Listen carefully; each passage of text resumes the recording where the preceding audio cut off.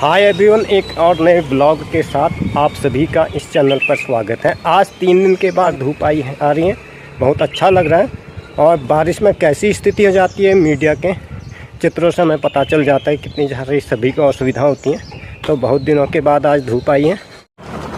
पहाड़ों में थोड़ा मॉइस्चर कंटेंट ज़्यादा होता है, तो कपड़े भी देर से सूखते हैं, 2-3 लग जाते हैं एक बार के कपड़े सूखने में।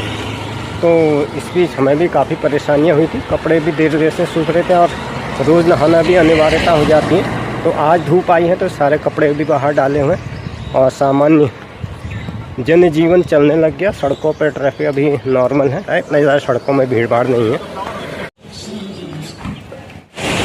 तो ये है फिर यहाँ के वेदर का भी। अब मैं आपको बैकग्राउंड से दिखा दूँ।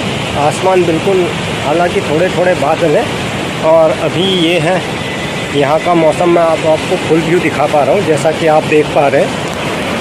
आज बिल्कुल स्वच्छ नीला आकाश हमें दिखाई दे रहा है। और जो पृष्ठभूमि में आप ये पानी की आवाज़ सुन ले रहे हैं, तो पानी बांध के द्वारा छोड़ा गया, क्योंकि तालाब भी पूरी तरह से भर चुकी हैं।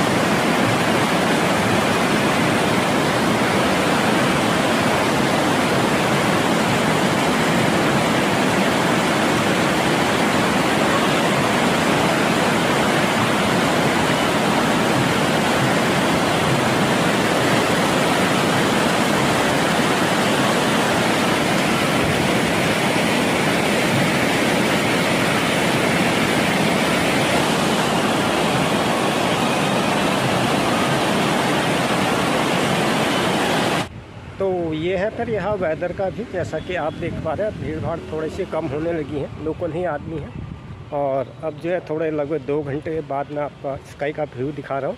थोड़े बादल आने लगे, बारिश हो भी सकती है। अभी बारिश टली थोड़ा ना होगी बारिश।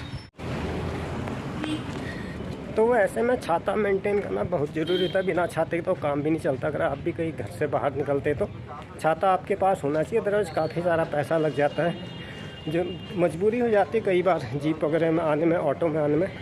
छाते में थोड़ा आदमी चलते रहे तो उतना टाइम भी बच जाता है।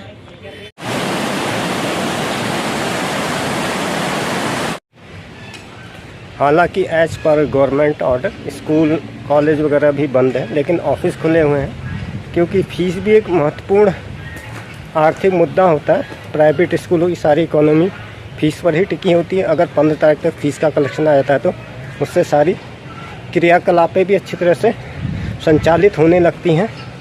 तो इस तरह से मैं जा रहा हूँ, I am going on the way right now. School की तरफ को जा रहा हूँ और आपको भी किनारे का व्यू दिखाते हुए जा रहा हूँ। Dear friends, welcome all of you with a new blog. I would like to thanks once again for your kind cooperation and you are watching and your valuable commitment. Your commitment is valuable for us. It may helpful for improve our video quality and video content also. दोस्तों, मैं आप सभी लोगों का धन्यवाद देना चाहता हूँ कि आप अपने कमिटमेंट के माध्यम से मेरा उत्साहवर्धन करते हैं और मुझे मार्गदर्शन देते हैं। आपके टिप्पणियों से मुझे अपने वीडियोज़ को और इम्प्रूव करने का मौका मिलता है। लेकिन बरसातों में ये होता है कि बाहर निकलना भी पॉसिबल नहीं हो पाता है और पहाड़ों में एकदम से वेदर ठंडा हो जाता है। तो आज 2 दिन के बाद जब काम पड़ा है तभी निकलना हो पा रहा है। पहले लग नहीं रहा था कि मौसम खुलेगा, लेकिन मौसम खुल गया। काफ़ी अच्छा आज वेदर है, जैसा कि आप देख पा रहे हैं। पानी भी एकदम गहरा नीला होता है, लेकिन हरा है। बरसात का पानी है तो इसी तरह से दिखाई देता है। चलो जो भी है बढ़िया है। अभी तो अच्छी खासी धूप आई है। देखो आगे मौसम क्या करवट लेता है। पहाड़ का मौसम एकदम बदल जाता है। मुख्य समस्या ये होता है कि मॉइस्चर कंटेंट ज़्यादा होता है, तो थोड़ा सा सब जगह चिपचिपा हो जाता है।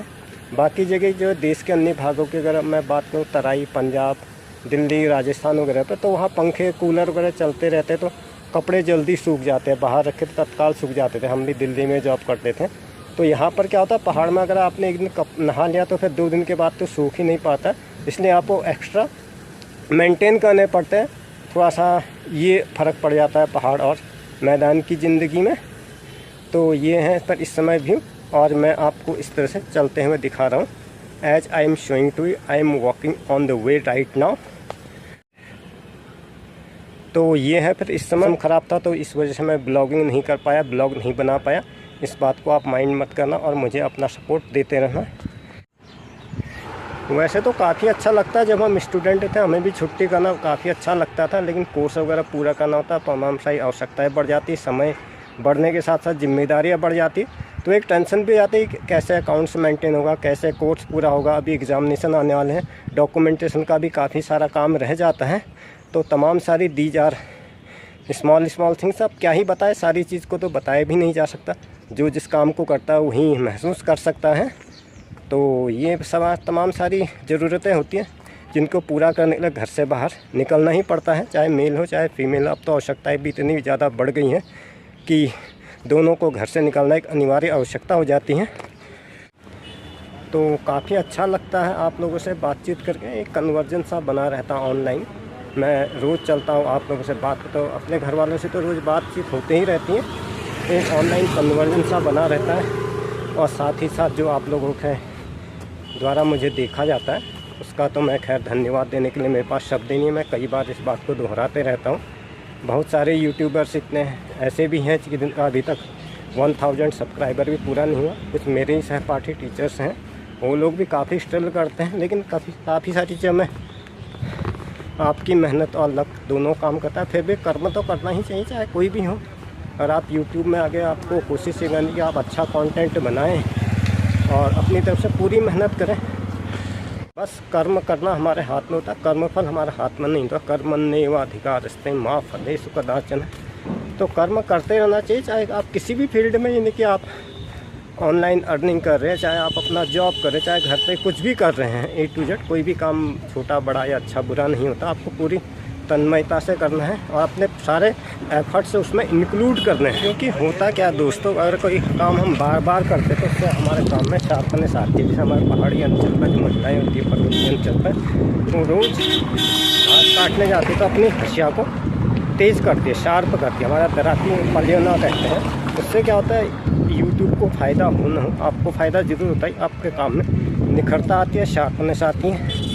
इसके अलावा पहले हम भी यही सोचते थे, जैसे हमने वीडियो देखा जस्ट फॉरवर्ड कर दिया तो उससे पैसा आता है, लेकिन ऐसा नहीं। हमें इसके लिए SEO सर्च इंजन ऑप्टिमाइजेशन करना पड़ा, जिससे हमारी वीडियो रैंक करते। इसके अलावा द मेन थिंग इज आपका क्राफ्ट वर्क होना चाहिए, जिसको एडिटिंग कहा जाता है। एडिटिंग वर्क आप जितना ज़्यादा करोगे उतने ज़्यादा उसमें व्यूज आते हैं और ऑडियंस अटेंशन बढ़ता है। काफ़ी सारी चीज़ें इस पर डिपेंड करते हैं कि आपका स्क्रिप्ट क्या है। अगर आपका स्क्रिप्टेड है तो उससे भी ज़्यादा अटेंशन आता है। मैं तो ज़्यादा स्क्रिप्टेड नहीं रहता, चलते चलते वीडियो बना लेता हूँ, लेकिन these are the small things you should take care of them. अगर आप भी मेरे पे यूट्यूब में आना चाहते हैं तो आपको इन सारी बातों का ध्यान रखना पड़ेगा, अपना एडिटिंग स्किल और ज़्यादा इम्प्रूव करना पड़ेगा।